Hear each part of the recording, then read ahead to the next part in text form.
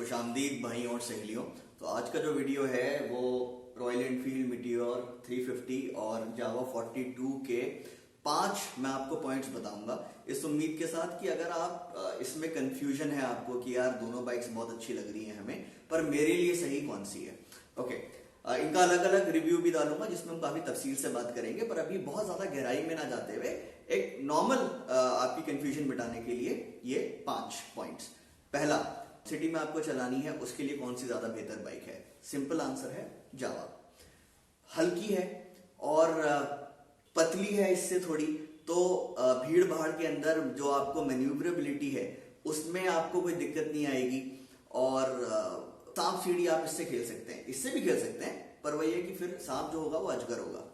और अच्छा, इसकी शहर के अंदर सिर्फ एक चीज आपको जो है, सिर्फ एक ड्रॉबैक है जो कि इसका वेट है। ठीक है, अब आप बॉडी बिल्डर की तरह हैं तो आप इससे भी आपको कोई दिक्कत नहीं आएगी, पर जनरली हर कोई बॉडी बिल्डर नहीं होता है। ठीक है, तो उसको जावा ज्यादा बेहतर लगेगी। ठीक है, अच्छा, दूसरी चीज, जब आप भीड़ भाड़ वाली पार्किंग में आपको बाइक अंदर डालनी है, निकालनी है, पुश पुल करनी है, उसमें ये बहुत ज्यादा आसान है क्योंकि वेट कम है। उससे थोड़ी इसमें ज्यादा मशक्कत लगती है। तो शहर के हिसाब से अगर आपको रोज भीड़ भाड़ में ऑफिस जाना है, पीक आवर में, रश आवर में गाड़ी चलानी है, तो ये आपको ज्यादा आसान रहेगी इसके कंपैरिजन में। अब आपको बहुत ज्यादा जल्दी नहीं है तो इस पे भी आप आराम से चलते रहिए, कोई टेंशन नहीं है। पर छोटी सी बात यह है कि शहर में इसमें आपको ज्यादा आसानी रहेगी। अब अच्छा, एक चीज यहां पर मैं बस फटाफट ऐड करना चाहूंगा कि इसको डबल स्टैंड पे लगाना ज्यादा आसान है, इसको डबल स्टैंड पे लगाना थोड़ा मुश्किल है, इस बात का ध्यान रखिएगा। साइड स्टैंड दोनों में ही आता है। और साइड स्टैंड की भी बात करूं, साइड स्टैंड में मेरी ये 83 मॉडल RD 350 खड़ी है, तो जो आपका साइड स्टैंड में आप देखते हैं वो फुंदरू निकला हुआ होता है जिससे आपको आराम से नीचे करने में और ऊपर करने में मदद मिलती है। इसमें है बहुत अच्छा दिया हुआ है। इसमें नहीं दिया भाई लोगों ने। भाई क्यों नहीं दिया? अब आप रोकते हैं तो थोड़ा सा शुरू में आपको ढूंढना पड़ता है। ठीक है, तो ये इनकन्वीनियंस वाली बात है। ज्यादातर आप साइड स्टैंड ही लगाते हैं पहले, तो इसमें नहीं है, इसमें है। अच्छा, हाईवेज पे कौन सी अच्छी है? हैंड्स डाउन ये सारी रॉयल एनफील्ड्स की तरह हाईवेज का, लॉन्ग राइड्स का बादशाह है। क्यों? जो चीज इसकी शहर में एक नेगेटिव काउंट करती है वेट, हाईवेज के ऊपर वही पॉजिटिव बन जाती है। रॉक सॉलिड स्टेबिलिटी है। आप 80, 90, 100, 110, मतलब आप हाईवेज पे चल रहे हैं, कुछ चीज इसको टस से मस नहीं करती है, जम के चलती है गाड़ी। सारी रॉयल एनफील्ड्स की तरह से बहुत जम के चलती है। ग्राउंड क्लियरेंस बहुत अच्छा है, इसका तो बिल्कुल ही नहीं है। ये तो इसका बस चले हर जगह छूती भी जाए। अब ग्राउंड क्लियरेंस तो आपको शहर में भी मदद करेगा, आपको हाईवेज पे भी मदद करेगा। खास तौर से आप टूरिंग कर रहे हैं तो आप देखते हैं कि बहुत सही रोड है और एकदम से आप देखते हैं कि बहुत बेगैरत बदतमीज सा वो स्पीड ब्रेकर बना देते हैं लोग, तो कई बार आप इतनी ज्यादा स्पीड कम नहीं कर पाते हैं अपनी, और तो ये उस पे से निकल जाएगी बिना नीचे टच करे हुए। ये मोहतरमा जो है ये टच हो जाएंगी।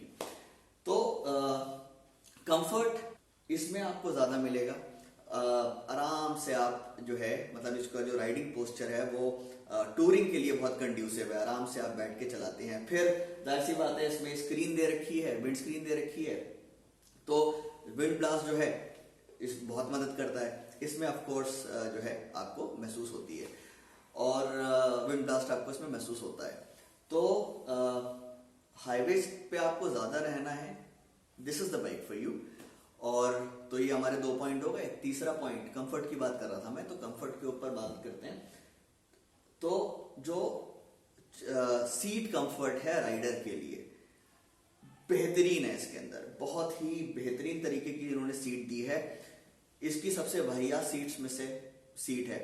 अब ये मेरे दोस्त की बाइक है, इसने जो है जावा वालों ने ये जो कवर है ये दिया, तो कह रहा है कि शिराज भाई इससे काफी मेरे को मतलब 50-60% आराम मिला है, नहीं तो शायद इसकी जो स्टॉक सीट है ये तो पाइल्स कर देगी आपके।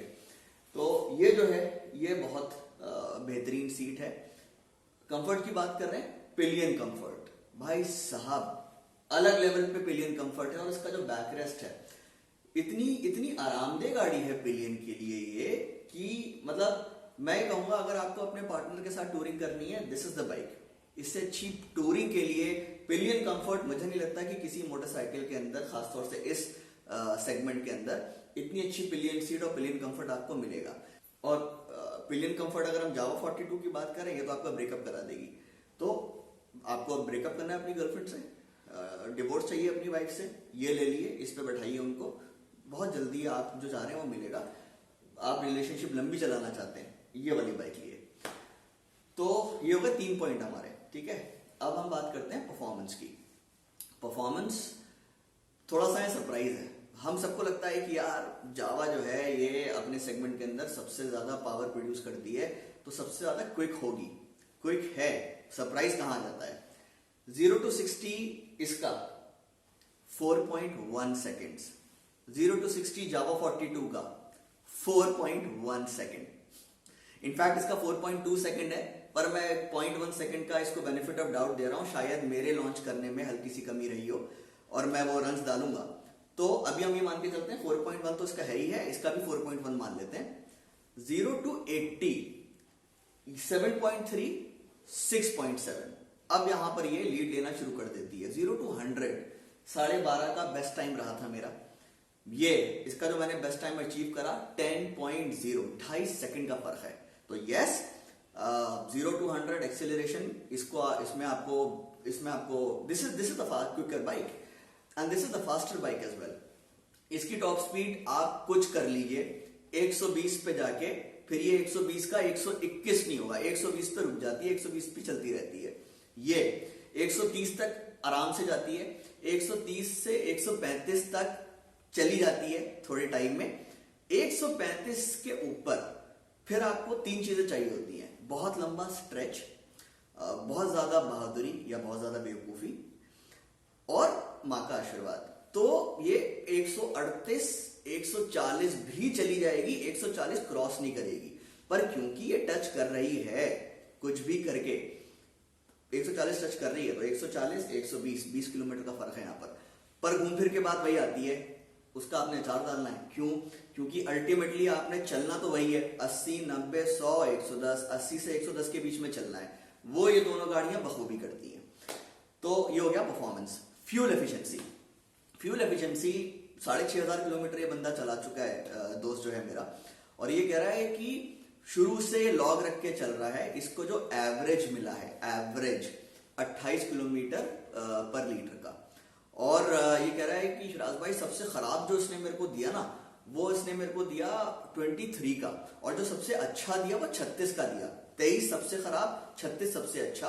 पर कह रहा है इतने टाइम में जो एवरेज एक निकल कर आया है मेरा, वो 28 निकल कर आया है। आप बहुत प्यार से चलाते हैं, बिल्कुल इसको स्प्लेंडर की तरह चलाते हैं आराम आराम से, तो ये आपको दे देगी आपका 35। कह रहे तो मुझसे बोल रहा था कि कुछ लोग तो क्लेम कर रहे हैं कि मेरा 35 से 40 भी गया है। और तो वो ये कह रहा है कि जितना ज्यादा आप इसके कान मरोड़ते हैं उतना बहुत ज्यादा डिप आ जाता है फ्यूल एफिशिएंसी के अंदर। जैसे नॉर्मली बाइक्स के अंदर क्या होता है, आप जैसे मर्जी चलाइए 5 का वेरिएंस रहता है, ठीक है। कि फॉर एग्जाम्पल अगर कोई बाइक 40-42 देती है तो वो आपका 37 तक चला जाएगा, ठीक है। और आपका हद से हद 42, मतलब 5 का हेरफेर रहता है। इसमें 23 और 36 यानी कि 13 का हो गया। पर हाँ, आप मान के चलिए कि आपको 28-30 तो ये देगी। इसका आप अभी स्क्रीन पे देख रहे हैं।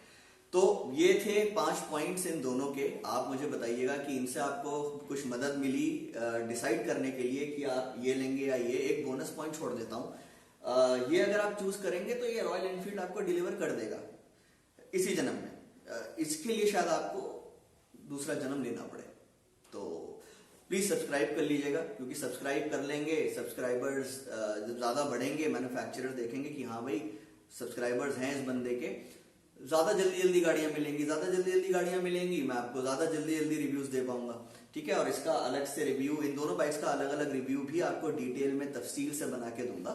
और आपके जो भी सवाल हो फिलहाल आप मुझसे कमेंट्स में पूछ सकते हैं। तो बहुत बहुत शुक्रिया, थैंक यू सो मच।